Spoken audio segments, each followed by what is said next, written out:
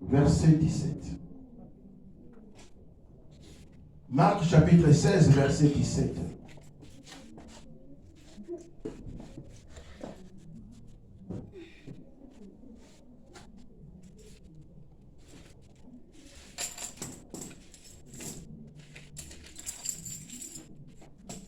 J'ai lu au nom de Jésus.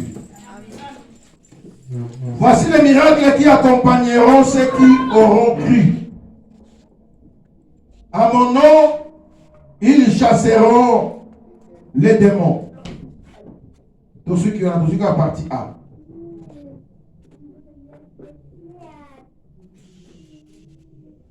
Vous bien t'engager tout de suite à 18. Comme ça, pour le oh, ils sont essentiels. Ils parleront de nouvelles langues. Ils saisiront des serpents.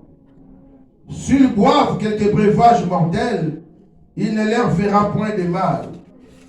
Ils imposeront les mains aux malades et les malades seront guéris. Amen. Amen. La parole du Seigneur. Amen. Est-ce que Bissonio sous tout de l'eau? L'autorité au nom de Jésus.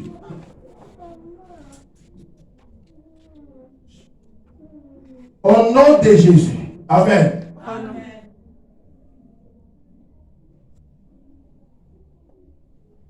Et pas tout content d'ailleurs bien. Christ a s'adresser na ba disciple. Non seulement ba disciple, mais bateau union sur baso croire na ye.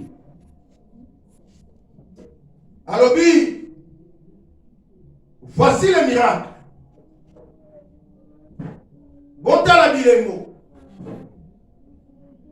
Et qu'on accompagner bato nyonso bakondima. À mon nom na kombo nanga Jésus. Bako benga na milimo mabe. Amen. Amen. Nabi thème na biso ezali autorité au nom de Jésus. Bien-aimé, qui est Jésus? Bon, Jésus a fait sa ordre. Alors, na kombo na ye veut dire à chasser les démons. Donc, cela veut dire, azana pouvoir, azana na bokontilikolo ya ba démons. Amen. Amen. Mais Jésus, il a fait sa ordre, ça vraiment nani, réellement nani.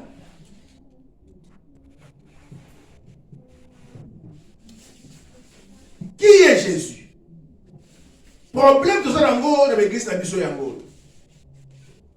Tozola na mutoyo des fois toyebi bien te. Amen. Azo prononcer, azo tanga kombo Jésus na monoko na ye, mais ce que tu c'est qui Jésus? Aza limité pour na koloba na yo mutoyo ya zolanda. Oh! Ben, n'a jamais mutoyo yo yebité. Vrai ou faux? Oui. Bon, il faut rendre témoignage quelque part. Alors, il faut yebaye. Bien aimé, Yesu dit ça ba samaritain. Alors, vous adorez ce que vous ne connaissez pas. Et même aujourd'hui, bien aimé, il y a des gens qui adorent Jésus au bango ba yebité. Amen. Amen. Si nous posons une question, pour nous, Jésus Azana. Seigneur et Sauveur. Seigneur et Sauveur. Le chemin de la vie. Le chemin de la vie. Amen. Amen. Comment dire ma réponse est hier? Hein? Amen. Amen. Comment dire ma réponse n'est pas hier? Bon, Keren, il y a le bini. Qui est Jésus? Amen. Keren, tu ne réponds pas? C'est qui Jésus pour toi? Le roi. Le roi. Amen. Bien aimé, Jésus. Eza komboyo ange. Qui copie ça? Joseph. Na Marie. Pour la naissance, il y a moi, na moko kobotama. Matthieu chapitre. Dans la Bible, il a enseigné sur les noms de Jésus. Amen. Amen. Amen. Oh là là.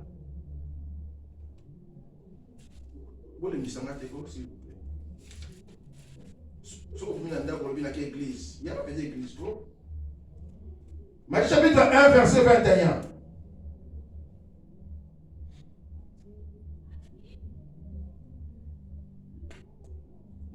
Même la fin.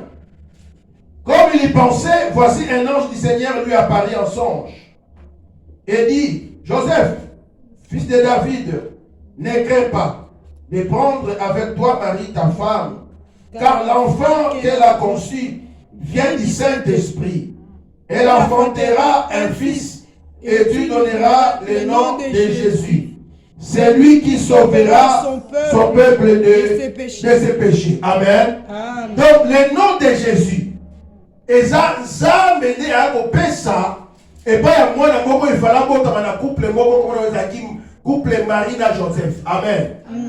Mais tant que l'ange a dit, il est à sauver. Cela veut dire quoi? Jésus. Non, Jésus-Christ, mais non, Jésus. Amen. Amen. Jésus est outil na hébreu, na Yoshua. Na grec, Jesus. Cela veut dire sauver. Amen. Amen. Or, Jésus a dit pour apporter salut.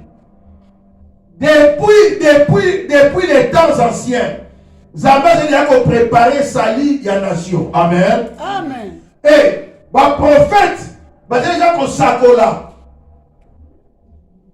que moi na moko akobotama. Bien aimé, naissance il y a Jésus. Et c'est là qui annoncé avant même Jésus à Botan. Et très bien ça yo, même parcours il y a Jésus sur la terre. Et c'est là qu'a prophétisé. Même Kokou Fanaye prophétisé avant même Jésus sur la terre. Amen. Amen.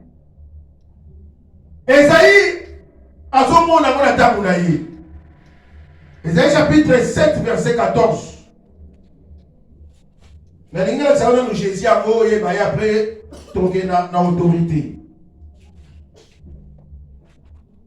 Esaïe chapitre 7, verset 14. Yoga. C'est pourquoi le Seigneur vous donnera un signe. Voilà, Amen. Voilà même Marina Joseph.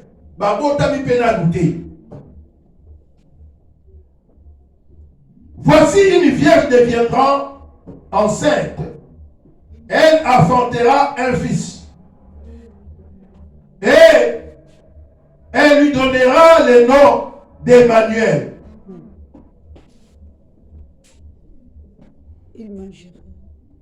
Amen. Amen. C'est le verset mon cochon dans Isaïe, vous avez Natanago. Car un enfant nous est né, un fils nous est donné, et la domination reposera sur son épaule.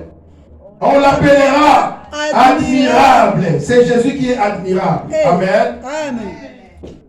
Conseiller. C'est lui le conseiller. Amen. Dieu puissant. C'est qui? Jésus. Jésus. Hey. Père éternel. Yes. Alléluia. Et c'est tout ça que Père éternel combien? Alléluia. Moko. Car Moko, non? Et quand on dit que Jésus est un Père éternel, c'est lui-même et Dieu. Vrai ou faux? Vrai. Merci. Quand on va verser au sommet, on a un débat biblique. Au groupe, c'est la verset biblique. Gloire au Seigneur. On l'appellera prince de la paix. C'est Jésus. Amen. Amen. Bien aimé, ma promesse, il y a Jésus et maintenant on peut ça makala. Alors il fallait Christ aille sur la terre. Pour ceux qui m'ont dit tout on a détail donc même dans Genèse, tant que Jésus dit ça moi si à l'obi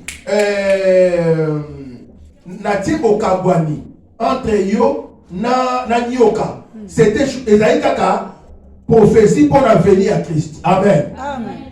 Alobi, postérité de l'honneur à moi si, yo kanate. Veut dire, moko akonyata musu na mutu, pe musu soit moko na lokolo. Amen. Oh, plus loin la révélation, d'abord la prophétie, moi si on est à Israël. Amen. Oh, la révélation est à l'église. Oh, l'église à Christ. Oh, le pouvoir l'icolo ya nyoka. Amen. Amen. Si quoi, et le moment il fallait moi na bota. Oh, moi na go c'est le critique. Bah le bien ça, yé mon Père éternel. Ça veut dire quoi? Il fallait yé mon Père éternel à bota. Oh Jésus. Gloire au Seigneur. 1 Jean chapitre 5 verset 20. Mais on a l'exception de Jésus après d'être retourné. Jésus. Gloire au Seigneur. Le Dieu véritable, c'est Jésus de Nazareth. Hey. Alléluia. Et la vie éternelle. Gloire au Seigneur. Amen. Amen. Yango mutu te alobana ke Yesu azalaka nzambe te. Hein? Pour balobi bamobenga Emmanuel. Emmanuel ça veut dire quoi? Dieu parmi son peuple. Donc Jésus, c'est Jésus égale Dieu. Amen. Amen. Jésus égale le Père. Amen. Et on est pas qu'on a dispensation. Nous avons cette terre sur la terre, nous avons la terre sur la dispensation. Bien aimé, voilà. Il fallait s'y connaître. Pourquoi il fallait y? Parce que Azaï continue à battre pour sauver le peuple, mais Azaï dit qu'on dit kakakati.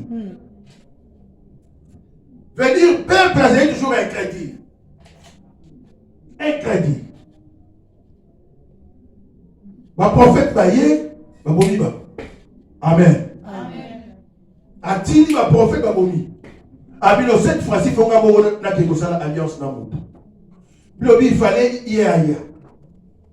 Nous sommes en Jean. Il a Patmos, apôtre Jean. Jean-Baptiste était mais apôtre Jean. Il faut savoir la différence. Apôtre Jean, il a Patmos.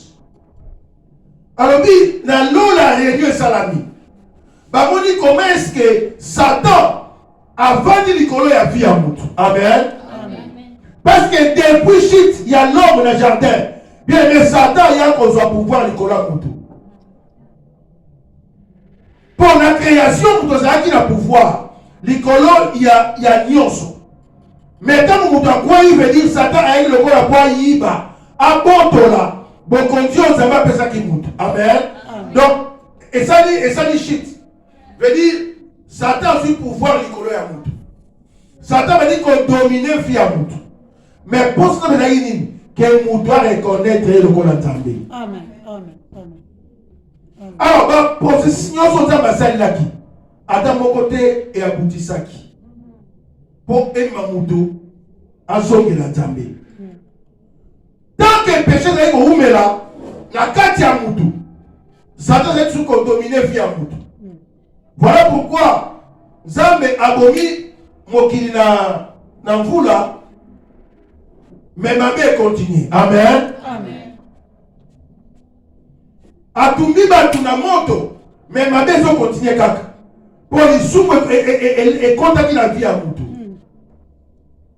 Donc Satan est qu'on domine la vie à Moutou. Alors, pour ça, ça veut dire qu'il fallait ôter péché dans la Moutou. Ça veut dire quoi? Les sous et la pouvoir de la vie à Moutou. Moutou a le pouvoir de résister devant le péché. Le coup là-bas, au sein de la côté, il fallait y mon kwaya.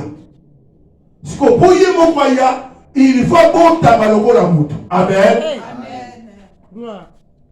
Donc ça va me koya jamais. Le kola nzambe na trône na yenyoso. Abosala wapi. Pour même Nicolo et qu'on contenir yété. Est-ce que vous comprenez? Très bien.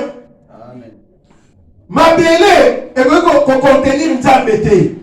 Ce qu'on moyen qui bon nzambe na yé exacté. Il faut aller au kola mutu pour vivre la gata bato. bato bataka Bible te ba mais ndenge bato bake Yesu anzambe.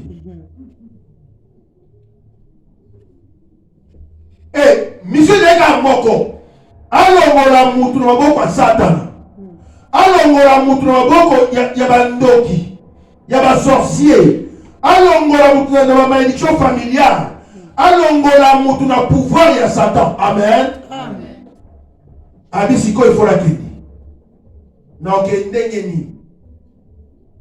Il faut d'abord d'avoir la mutu. Pour Adam ya liboso akoyaka po akelama. Or pour mutu ko akelama te mutu fa botama. Po mutu ya botamaka yende yaka na vie. Mutu ya akelama vie ezalaka te. Abandi ko ba processus, ba procédure. Amen. Amen. Amen. Amen. Question? Oui, pasteur. Oui. Bon, monsieur pasteur, mais on a expliqué biso wana. Mutu akele makaka na vie te mutu abota makaka na vie, mais kana kufunga sur place wana. Bilobi. Oh, il a beau, celui qui est né de la chair est chair. Celui qui est né de l'esprit est esprit. Amen, amen. Vous comprenez là? Amen. Cela veut dire quoi? Adam et Liboso. Akela maki na mabele. Amen. Amen. Amen. Moi, un peu sa vie est à la quitter. Oh, c'est l'esprit qui vivifie. C'est pas la chair. Et c'est pourquoi on doit comprendre, les gars. Amen. Et on a dit, Moutou Akela lui appelle ça la vie. C'est l'esprit qui vivifie. Jésus a le corps esprit vivifiant. Amen. Amen. Pour appeler sa vie. Tandis que Adam, Akela maki na mabele, oh, le gozo ga sous na mabele. Raison pour laquelle Adam Koufaka, Akela libela mais Jésus a Koufaka, a servi à Zogi. Amen. Amen. Est-ce que vous pouvez comprendre, les gars? Amen. Ah ouais, c'est comme Yamayeli. Hein? Amen. Amen. Pour Adam soit Koufi, avant quoi t'accueillir la yé. Bilo bato bonaki Adam. Vedi bato bonaki na nzoto. Bonaki na Adam. Mais bato bonaki Jésus. Bato nzoto musu ya sika. Tamu Yesu no sekwa, azo sekwa na bato ne. Comme ça on va se connaître, ça on a na matière là. Comme ça on va na matière. Ok. Amen. Amen. Alors, il fallait mwana botama pour sauver l'humanité. Alors, à l'outil procédé à dire non. Il faut na botama loko la mutu. Azaki mutute. Azaki nzambe. Amen. Amen. Mais il fallait la tanzoto pour botama na kati ya mutu. Pour na lolo mtazali capable ya kuzoa place na ya zala kite. Lobi abandi koluka sikoya kobotama na nzela ya nani. Ba vierge bazalaki ebele na Israël. O basambe na kape. Amen. Amen. Vous avez un problème, il y a vierge. C'est un problème de ya sauté. Azalaka vierge. Lobi grâce qui est pas mari. Yango tika ngolo nzambe. Ezata na fio na kombo na Yesu. Amen. Amen. Non, si vous avez basi ebele, nzamba mona tayo. Oh Jésus. Là c'est vous qui va bien.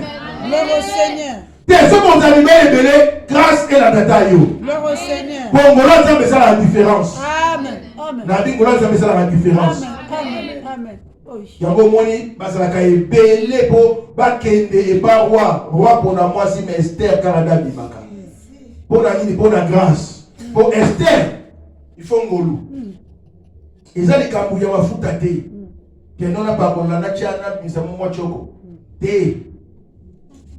Na benda mwa bote. Te. Amen. Amen. Pour ba benda na bote. Basi wana. Mais liboso a roi. Bamona na te. Amen. Basala ba maquillage.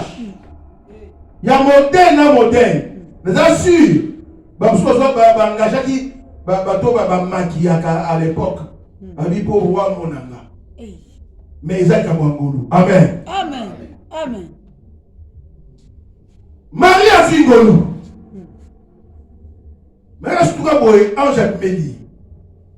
Pour réunion Salamaki na Lola. Bakangi ba arrêter nyos. Ce que Moussa le fait banda. Ange Gabriel, yo banda Moussa là. Ange Gabriel mutabandaka. Pour ça rapporter parole, il y a gouvernement Lola. Ange Gabriel a un messager à Lola. Amen. Amen.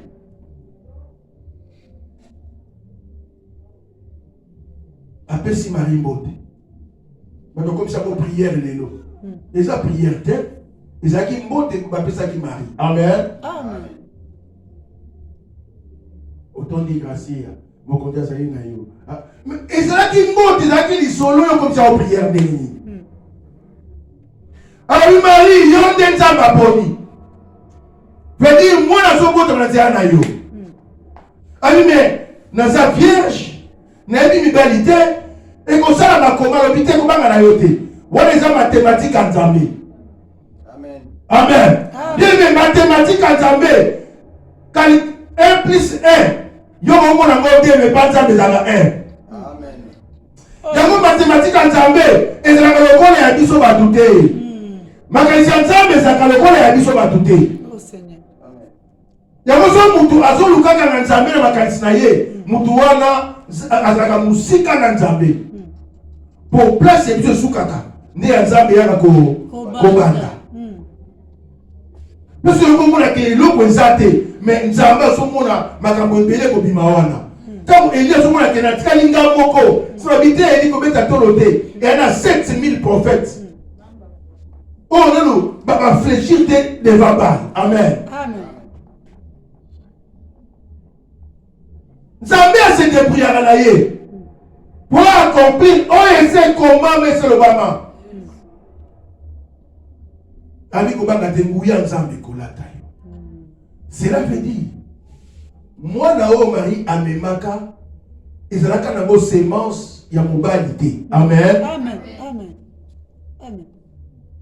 Mais ils ont la Ngouya Nzambe, et quand il était une zone de Marie. Bon côté. Bongo. Si on Ngouya wana et Koti, il y a mon et ça là qui moine. Donc par là, vous comprendre que moi, il y a contact qui n'a qu'à tirer Marie, à qui esprit. Amen.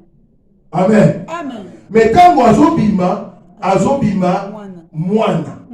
Mais en réalité, qui moine, c'est parce que moi, na 46 chromosomes. Il y a papa là, il y a maman. Amen. Mais ni Joseph, ni Marie, chromosomes, moi, vous avez na kati il y a Nzoto, il y a Jésus. Donc, Mbouya Nzambe est là taillé. Ça veut dire, moi, azobima, mwana Nzambe. Mwana Nzambe, moto Nzambe. Donc, il y a deux natures. Azana 100% homme, 100% Dieu. Jésus est sur la terre, 100% homme. Ayoka Penzala. Hein? Ayoka pe pongi. Mais Azara pe 100% Nzambe. Non, mais on va dire, toquez la Bible. Pour comprendre, hein? Amen. Jean chapitre 1. Il faut église et l'ingarango. Parce que enseignement est ça la kemutu akola. Amen. Amen. Merci. Jean chapitre 1. J'ai lu au nom de Jésus. Amen. Soyez prêts, on va accompagner dans la lecture et vous allez bien. Au commencement était la parole. Et la parole était avec Dieu. Et la parole était Dieu. Elle était au commencement avec Dieu. Toutes choses ont été faites par elle. Elle, c'est qui? C'est la parole. La parole. Toute chose a été faite par la parole. Merci.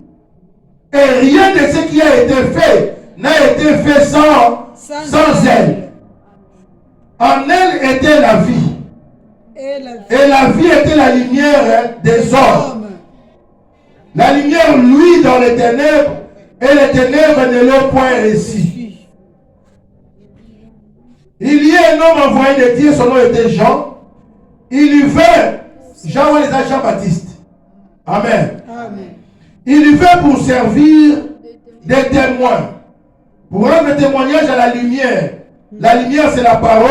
La lumière qui était au commencement. Amen. Afin que tous Christ par lui. Il n'était pas la lumière. Jean-Baptiste n'était pas la lumière. Mais il fut envoyé pour rendre témoignage à la lumière. Donc, le verset 14. Et la parole a été faite chair. Elle a habité parmi nous. Plein de grâce et de vérité. Nous avons contemplé sa gloire, une gloire comme la gloire du Fils venu du Père. Amen. Amen. Bon, au commencement était la parole. La parole a été faite chair. Parole est mise à l'intoto. C'est le Seigneur Jésus. Amen. Amen. Amen. Donc rien n'a été créé sans elle, sans la parole. Yazalaki Nzambe, alataki nzoto, abotami, azalaki maloba ekobota maloko la mwana. Pour y sauver l'humanité. Et tant que abotami, bien le kobotama ya Jésus, et ça le kola yabana nyon sauté. Pour y azalaki différent, na mutuan nzoto. Amen. Amen. Babi naissance na ye, ba mage, ba moni étoile. Pour ça qui boutoua na bazoye kola ba étoile. Ba moni étoile moko ma différent na étoile nyos. En Jésus mo bobanga te. Mo kontia botami lelo. Oh avant ba mage, ba monango, ba la mais ça monango déjà kala. Ba la mona astre ezolima na Israël. Alors, il a mon yango, et ça, il a des musika. veut dire, as de toi, le na Israël. Bien aimé, comment t'as Jésus? Différent. Tant que tu as bon ta bana, batozo kufa. Hein? Yesu abotami, bato kufi. Yesu asekui, bato basekui. Bien. Hein? Pourtant, bakufaka. Hérode Abomarabana Nyonso, il y a 2 ans. De 1 à 2 ans. De 0 à 2 ans. Tant que vous payez à Sekwaka, veut dire, Batou Bakoufa qui va Sekwaka naïe. Amen. Voilà mystère Yanzambe. Alors, si comme Jésus est sur la terre, bien le meilleur cas, place comme matin, je suis banni à Moana. Yesu a eu la mission Moko. Il y a besoin de Saboyoka ni ya Mutuna Nzambe. Ya malongola mutu na état ya esclavagisme pour encore apesa yebo continue kola Satan na misala Satana. Le Fils de l'homme apparu pour détruire les œuvres du diable. On dit kotambola côté à Samala. Côté à Samala. Bato landa yi. Bato balanda ki ye. Est-ce que lobby mutu nyonso akondimelanga ngai Jésus. Pourquoi nga? Parce que ngande mukolo mokili oyo. Pona ni nga parce que ngai nde Nzambe. Amen. Amen. Pourquoi ngai? Parce que maloba zaki ne bandeli. Et là ti nzoto ezandenga. Bien mais ba Yuda ba comprena te. Mais Yesu dazalaki Nzambe. Amen. Amen, amen, amen, amen, amen, amen, amen. Gloire Seigneur. Est-ce que les gens ont une question à poser?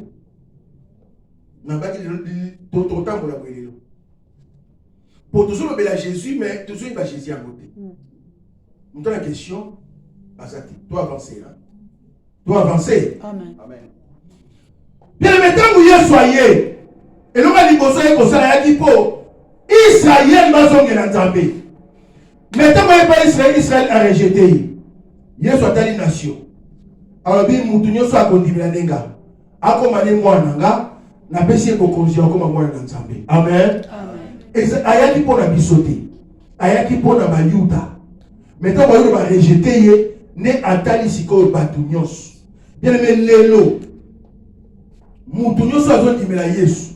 veut dire Yesu apesa ye bokonzi ya kobenga na milimo mabe. Donc on a bien tout temps yango non. Amen. Amen. Alors voici les miracles qui accompagneront ceux qui auront cru. En mon nom, ils chasseront les démons. Voilà.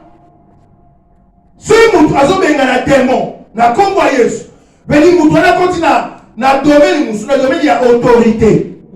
Parce que qu'on chasser démon et ça qu'on a pouvoir likolo ya loi mo eza établi. Likolo pouvoir mo eza établi. Yo yebo on faire obéir au kitisango. Bien aimé, c'est pas donné à tout le monde. Gloire Seigneur. On va passer exemple. Bandoki ya famille. Bakanga singa. Baloka. Baloma ba etika na boko. Ba génération ezoya ezoleka na lien wana. Siko yo ye. Olobi ngai na ye pona kata eloko. Oyo bakanga de génération en génération. Oyo batu ba kufa nango. Batu batikala nango mais yo siko yo ye. Pour bangana zo kata.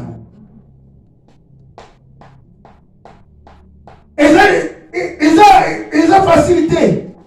Mais Yesu a perçu nous sommes au. Pourquoi? Parce que Yé a longa kiango. Bien mais tant Yesu a yaki. Tant Yesu a mataki na croix. Na miso stomo na Yesu na croix. Merci la croix zaki bitumba. Comme on l'a bien au début sur la croix, Satan a son pouvoir. Yesu a son porte la Satan pouvoir.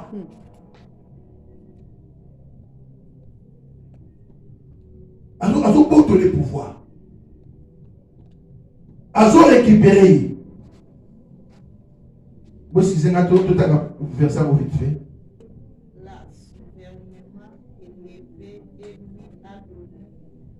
Dieu l'a souverainement élevé et lui a donné le nom qui est au-dessus de tout nom, afin qu'au nom de Jésus, tout genou fléchisse dans les cieux, sur la terre et sous la terre.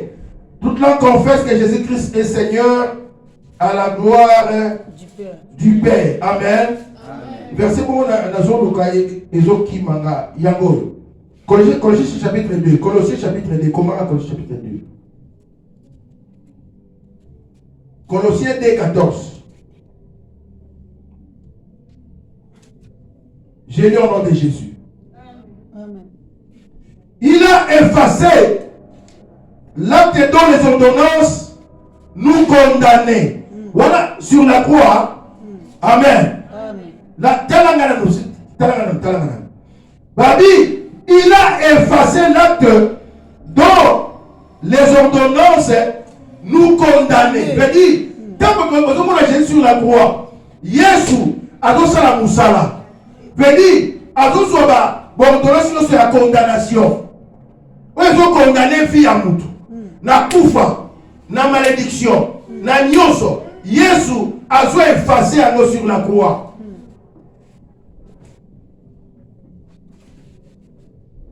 Et il a détruit en les clouant à la croix. Verset 15. Il a dépouillé les dominations. Et les autorités. Dépouiller veut dire quoi? Donc, azon longola bango pouvoir. Amen. Amen. Bazon longola ema. Veut dire bazon longola bilo. Veut dire na croix Christ azon dépouiller bango. Tel est Sengo. Seigneur. Amen. Il a dépouillé les dominations et les autorités et les a livrés publiquement spectacle en les triomphant d'elle par la croix. Amen. Amen. Donc sur la croix, tant que Jésus a son ganga wana, a son bazo, spirituellement, il pouvait salama. Béni a son dépouillé la domination, la autorité, la sorcier, a son bongo, nos anani, légion, allez yakawa. Pesa, Foucaman, Père, à Foucaman, ici, sur la croix. Père, à nous, on peut plus mal spectacle. Gloire au Seigneur. On appelle ça exemple. Gloire au Seigneur. Et ça, on a dans le quartier, on a tout le monde qui est sur le quartier. Donc, on a baraté. Mais tout ça qui n'a l'autre, na maître moko Pablo. Pablo, c'est qui n'a pas groupe les salopards. Oh là là là. Les salopards. Maintenant, on a ma machette. Les on a coulou dans les bandits. Donc, na marché Zoana. Donc, on a sachet. Na compte ya maître Pablo. Bon, boya kocha. Donc, la police a loué à toi été. Dis-moi, mon cara. Mais c'est la batonaye. Amen. Amen. Si Koyo, maître Pablo, a gagné jusqu'au quartier. Amen. N'a pas salopard. Mouton Bouchakazate. Alors, Mouton est ma casse aïe. Alors, il y a un quartier, on a tout qui s'est habillé, on va mettre Pablo. Pour de bon, pour Mouton le bas, il faut pas un Négayé soya. Satan a dominé la vie à Mouton. A bloqué la vie à Mouton. A comme ça, Mouton esclave naïe. Si que yé soyez pour allongo le Mouton pour Satan. Car on a raté. Mais a dépouillé yé, mais a livré. Amen. A dit, Yaka, yon a yo nga mettre Pablo. Ouais, maintenant yo. Bango wana. Boye bino soir, bango so ga yiwa fukana. Ouais, ma machette na bino kopisa ma machette. Abi, maman Brigitte. Basala yoni. Oh te papa nga bakanga yi libala nanga. Bakanga libala na yo. Yaka. Nyata bango wana. Amen. Amen. Nani Bruno yaka. Yo bakanga yoni yo nga bakanga munoko. Polo bagate yaka. Ale nyata bango. Amen. Amen. Yango ne samaki na kuwa. Amen. Veut dire Yesu aye na kuwa abundi balongi. Amen. Amen. Eh akufi asekui. Tango asekui lebi aye kovanda na droite ya papa. Veut dire likolo ya nyoso. Est-ce que vous comprenez ça? Amen. Amen. Tango akufi asekui. Avandi na likolo ya nyoso. Pour y accorder nyos. Pour dominer nyos. Voilà pourquoi le dit. Dieu l'a souverainement élevé. Hey. Lui a donné le nom qui est au-dessus de tout nom. Afin qu'au nom de Jésus, tout genou fléchisse. Amen. Tout le confesse qu'il est le Seigneur. Amen. Gloire au Seigneur. Est-ce que vous comprenez? Alléluia. Si vous avez quoi qui wana. À ce qui y est mon côté. Veni à ce qui na yo. Nangai. À quel abisso wapi? Na likolo. Ta, ton livre est sur la terre. Mais notre vie est cachée au ciel. Amen. Amen. Philippe, Éphésiens chapitre 2, verset. Est-ce que vous comprenez, gars? Amen. Amen. Ok, merci beaucoup. Éphésiens chapitre 2. Non, tout maintenant dans Éphésiens chapitre 1, verset 16.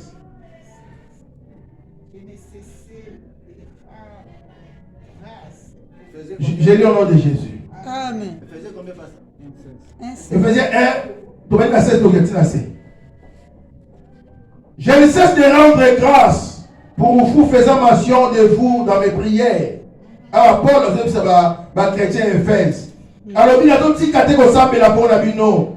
Afin que Dieu, notre Seigneur Jésus-Christ, le Père de gloire, vous donne un esprit de sagesse et de révélation dans sa connaissance, et qu'il illumine les yeux de votre cœur. Les yeux de votre cœur. C'est ça veut dire, Mouté na misu, Mouté na misu. Muteme monaka. Miswa mutema. Amen. C'est ça. Miswa mutema. Yoga. Pour que vous sachiez quelle est l'espérance qui s'attache à son appel. Non, to kita. Verset 20. Il a dépouillé en Christ en le ressuscitant des morts et en le faisant asseoir à sa droite dans les lieux célestes.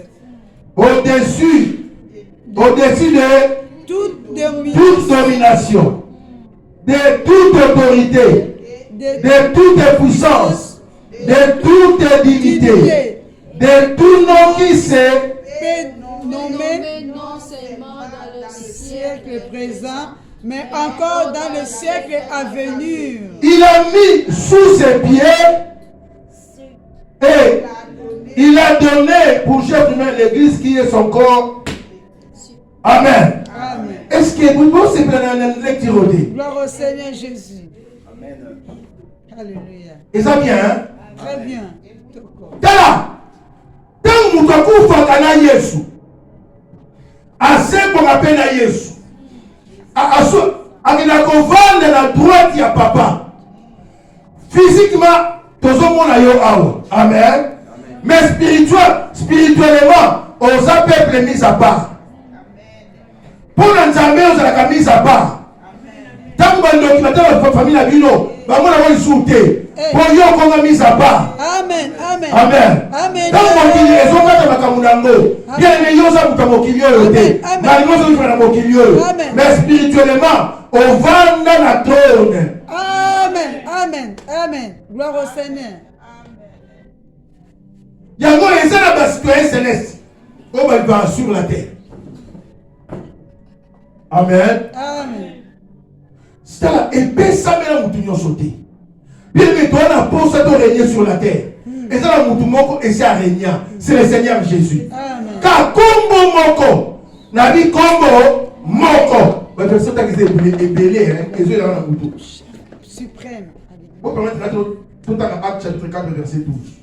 Parce que vous sautez vendez la parole. C'est tout le temps, il y a un sauté qui tire le tout continue. Acte chapitre 4, verset 12. Je lis au nom de Jésus. Amen. Il n'y a de salut en aucun autre, car il n'y a sous le ciel aucun autre nom qui ait été donné parmi les hommes par lesquels nous devions être sauvés. Nous devions être Sauvés. un seul nom. Le nom de Jésus. Le nom qui est élevé au-dessus de tout. Amen. Amen. Amen. Ah, donc, tu le dis qu'à Jésus, mais Christ n'a pas comme la Christ. Tu le dis Jésus, mais tu le dis Christ. Pour ça, Jésus-Christ. Amen. Il faut dire, Christ, tu vas aller où tu vas. Pour tant que comment les agents Jésus-Christ était. Comment les agents Jésus-Christ était? Comment les agents Jésus? Parce que Ben le fils de Joseph, dont Jésus de Nazareth. Amen. Jésus-Christ est comme qui Ndengeni. Tout le Christ, tout le Jésus. Bien, mais voilà, au nom de Jésus, nous avons le pouvoir. On est automatique. Et ça, il y a un samba. Et ça, discussion. Et ça, une négociation. Mais ça, il y a une autorité. On peut s'y ordre. Il faut, il y a une commander. Donc, on soit un exemple plus pratique. Ce bâtiment contrôleur, tout le contrôleur, dans le train. Ata zamuke yo ne kiembi nga soka ye umwene bien contrôler na ilo na bango na zo obligé ça y passe na biko vrai ou faux? Vrai. C'est un titre de transport de séjour on a transport. Donc titre veut dire il y a ça wana autorité asa établi veut dire aux alata otanga aux directeur soki wapi il y a ça contrôleur aye wana il faut auto ça o ya zoloba. Donc, on a Nanzela,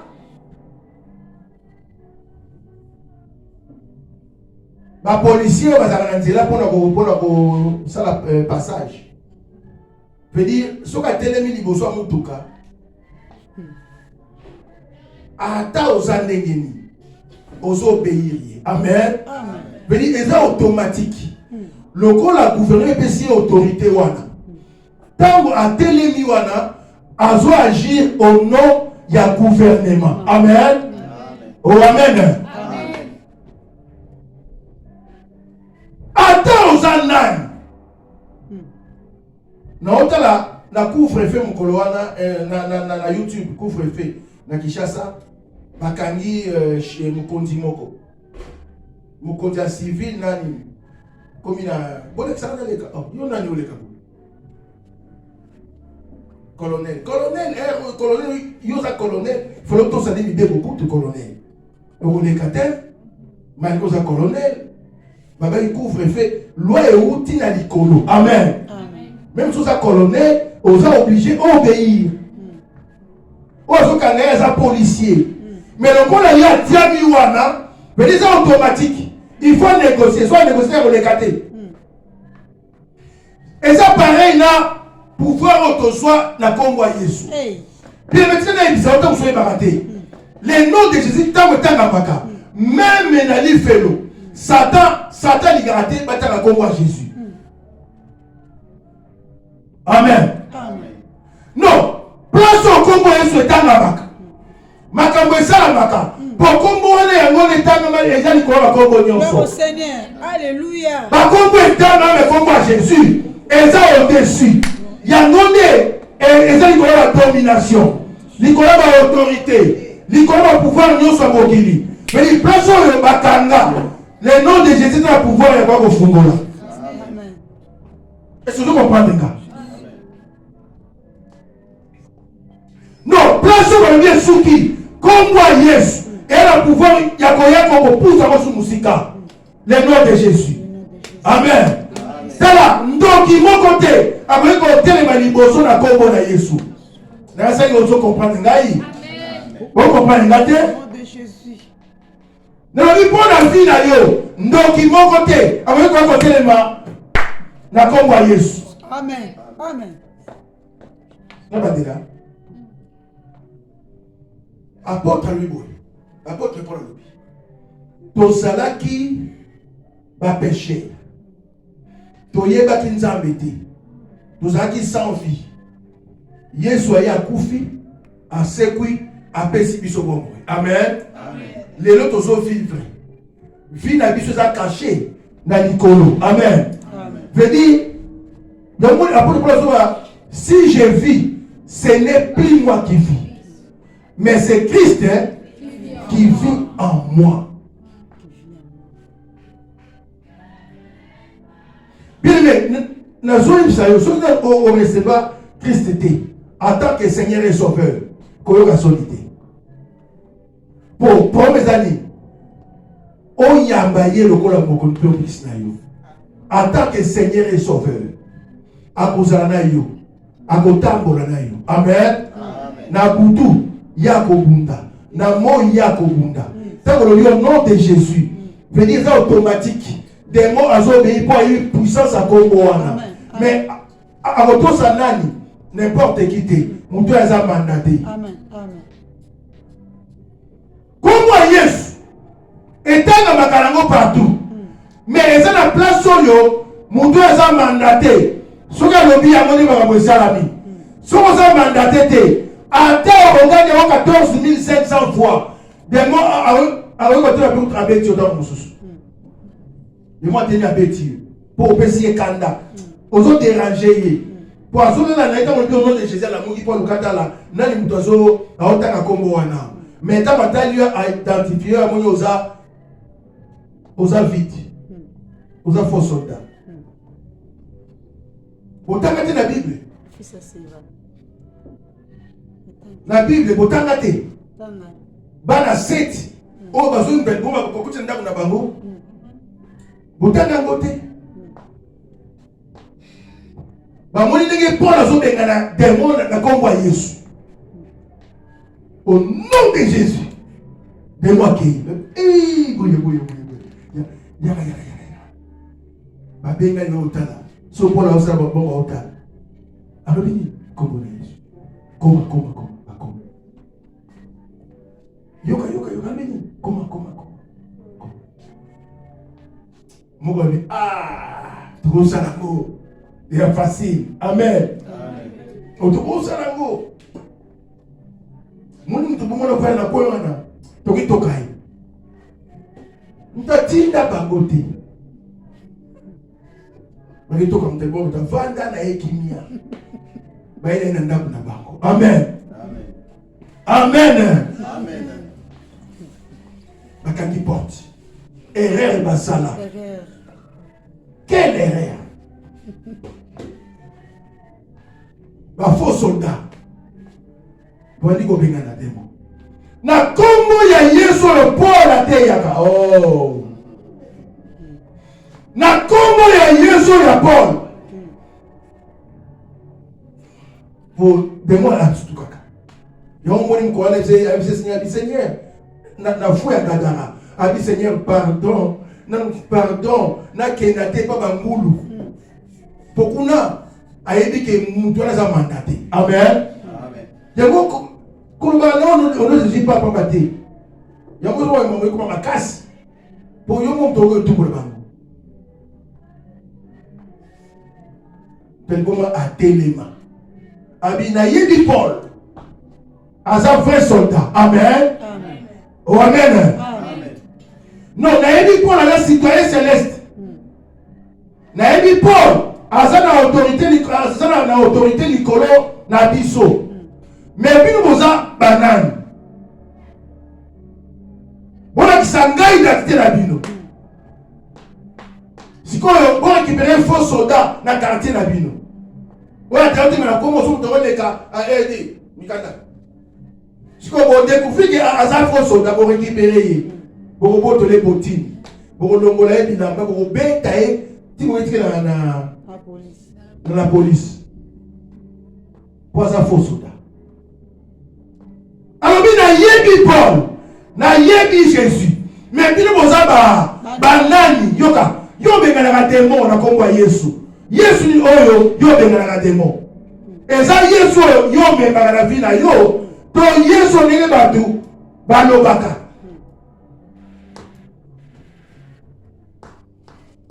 Bien-aimé, consomme là. Eza la dina.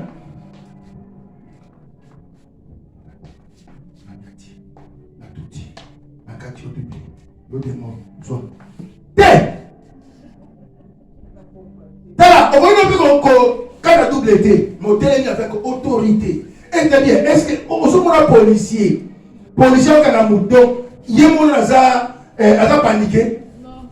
Hein? On se voit un mot? Non. C'est leur, ils sont mon policier qui a un mouton, il a paniqué. Non. C'est comme l'autorité. Amen. Eh, dès. On va péter.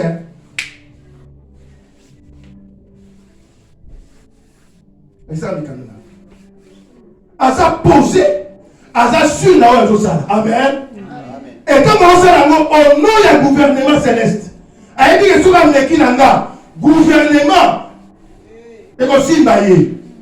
Aso Bangate. Amen. Bien, le problème c'est que Tony va mouton au même. Aza Nicolas Nyos. Yenda Simba Nyos. Yenda Tontola Nyos. Veut dire pas naïe. Et l'homme est comme on échappé zate. Même dans ça m'a belé.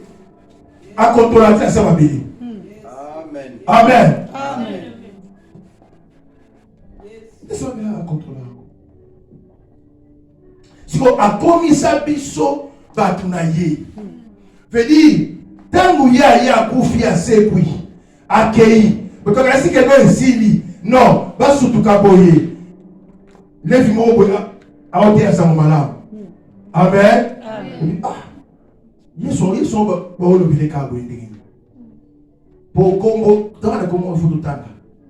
Kombo Jésus. Yomoni ngalingana ngate.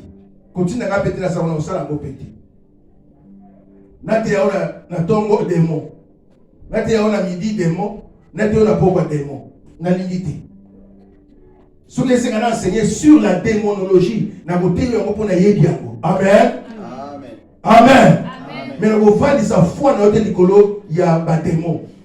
Mais en fait, ça faut le Nicolas à Jésus, qui est le roi des rois, le Seigneur des seigneurs, l'admirable, les conseillers, Père éternel. Et bien aimé, tant que pour la combat à Jésus, la vie qui est mort, bazo banga.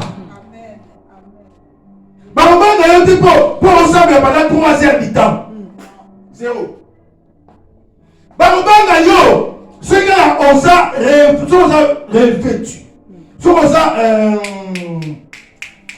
qu'on ça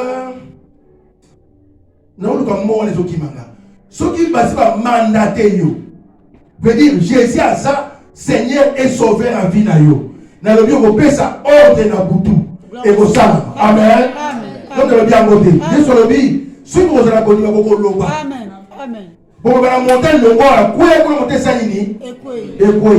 Yo aussi monter les amis. Mangenge tiens. Nyo so protéger les émotions. Si koyo yo mutu ozo vivre.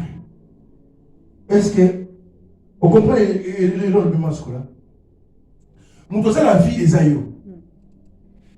Mutu yo ça sans Jésus, ça sans vie. Amen. Mutu ça na Jésus, ça la vie. Si koyo muyo ça la vie. Nanya wa aussi babo moya yo.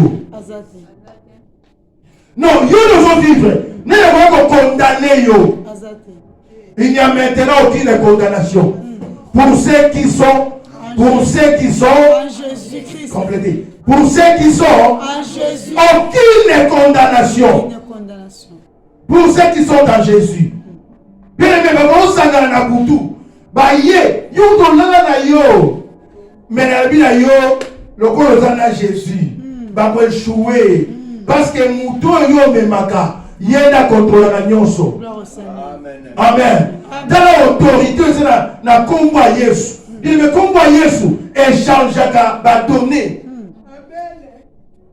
Et fungola te fungoli. Combat Yesu. Ngana monga na zwa ngola témoignage moko. Ne connais pas témoigner. Mais ça peut-être témoigner sur 2 ou 3 fois. Non, je suis ça avec le témoignage. Yoka. Moi, je suis à Abalibé Liboso. Après mariage, je vais à Koufi. Après mariage, quelques temps, je vais à Koufi. Aïe, Obala, Yamisa tout, Mosali Antambe. Amen. Amen. Balali, Boutou Moko. Boutou Moko. Mobali, Azolota. Amoni mutu moko aye na nzete pour abeta ye na songe atelemi abandi kobenga ye au nom de Jésus yango na ndoto balobaka mame te balobaka au nom de Jésus. Amen. Au nom de Jésus. Tant à Pessi ordre, à mon ange aillé entre yé, na démon. Amen. Donc il y a ça, ange aillé na kati, abandi ko binga na démon. Aïe qui a mis la souka, quoi sou awate, a surtout qui boyaki dodo. Nous avons ici le bin moi sinayo, azaki na mari de nuit. Et mari de nuit, des aïe ko maniba liwana. Alors l'élo. Ezaki Boutou il y a délivrance. Amen. Vous comprenez? Donc, tant que au nom de Jésus, mais ça va y éviter. Veut dire, l'on l'a yémoko à s'en charge pour traiter dossier wana. Ceux qui tombent, l'on l'a yémoko à koya. Nani a expliqué nga. Bitumba ya David, na koya. Nani a expliqué nga. Est-ce que l'on s'apamba? Ne l'on s'apamba. Ils ont le pouvoir et quand ils s'accordent, ils peuvent bombarder. Et c'est spirituel. Amen. Mais tant que tu as mis dans le salango, l'on va s'en charger pour exécuter le Rwanda. Bien, mais comme moi, Jésus, tant que mon ningi, amen. Comme moi, Jésus, yemba kango. Comme moi, Jésus, kumbisa kango. Comme moi, Jésus, saïla kayango. Nom de Jésus. Le bisaïla comme Jésus. kumisa kombo ya Yesu, yembela Yesu, binela Yesu, na bima kosalama na vie na yo. Amen. Amen. Na libotela ma kosalama. Pour le nom de Jésus, bien aimé ça au-dessus de l'autorité. Donc mutu azolo bango, veut dire mutu wana za sûr, mais nazo invité, nous sommes na Christ était. Tika na yo kombo Yesu ba na kinya. Pour tangu Moïse ayaka ko sa fera bi Pharaon, bimisa liboto. Neta mona Pharaon abakisa bango Force. ba charge. Si vous avez Jésus, kosalaka bererte. Comme Yesu, na bengali. Yo se liba ni botananga. Yo bien. Et comment on est danse? Nous sommes on est danse penza. On a bien dit ma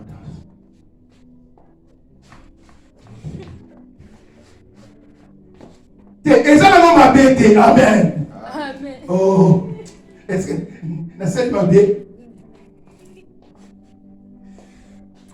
Nous avons critiqué en côté, mais nous avons été habitués par exemple. Amen. Pour les gens qui ont autorité, vous avez la Congo à Yesu. Bien aimé, la personne qui exemple là, et ils ont de l'agitation. J'ai les Kamouyoz à la Kondima, on dit que l'on a Zananga, on a Zoro de Kosalama. Amen. Attends, pour moi, au bétachit, mais c'est automatique. Mais pour mes amis, Yesu a Zalanayo. Est-ce que vous avez Jésus la vie? Est-ce que vous avez Jésus? Non, est-ce que vous avez Jésus? Non, est-ce que vous servez à Jésus? Bien, mais tout ça, fidèle. Dans l'entreprise, vous fidèle. Attention, il neige. On commis single. On mis single. Pour journée, les gâtés. Amen. Amen. On mis single penza. Mais pour l'église, on dit, pasteur, dans mon neige, j'ai ma casse. Dimanche, on a pasteur. Bonjour, dimanche, on a neige. Pasteur, on dit, surtout, on a plus de à ce qu'on s'appelle, mais à cause de moi dans ma camp. Mais pas dans ce qu'on dans ma camp. Pasteur, on dit, mani va koka ngote. Bano zambe apesi yo bango. Amen. Zambo za na pouvoir ya kobatela la bana wana. Yo sa zambe faute na ngate ya faute na kopesa nga bana ya ngomoni mwana ya prière ezati. Mais oui, donc tout le monde yo sa zambe faute na ngate so zena na bana te na ngana ya ngolo na bana na malili yo mbadi. Bien aimé, sali na komba Yesu. Tombo na komba Yesu. La Bible va changer place au Kangamaki. Amen. Si nous attendons de révélation de Christ pour trouver le cas à Jésus. Dieu fait des chairs. Amen. C'est lui le sauveur. Bien aimé, il va dans les mousseaux à Zati. Mais il na Jésus. Même si Mahomet, Islam est banni dans l'an 630. Calculé, christianisme est banni dans l'an 0. Non, dans l'an 33. Pour la naissance, il y a Christ, calendrier, il y a 0. Amen. Donc, référence est comme à Christ. Tel avant Jésus, après Jésus. Il y a comme référence. Il y a temps. Si le christianisme est banni dans l'an 33, l'islam est dans l'an 600 quelques. Vous comparez le christianisme et vous comprenez Mahomet dans Jésus. Pour Mahomet à Koufa Kenda. Amen. Amen. Mais notre Jésus a sorti de nos vivants. Amen. Et il agit. Il est vivant, Jésus. Notre roi, notre Père, notre Dieu. Père, c'est toi le sauveur de l'humanité. Père, n'est qu'au bon de là. Père, n'est qu'au Sengo Zaranganza. Kolo ya kotambola nanga. Tambola nanga Jésus.